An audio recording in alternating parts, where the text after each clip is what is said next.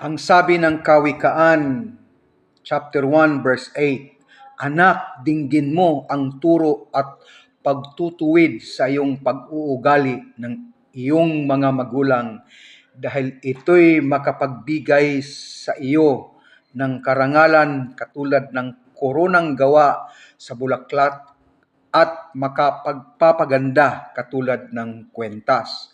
Anak, huwag kang padadala sa panghihikayat ng mga taong makasalanan.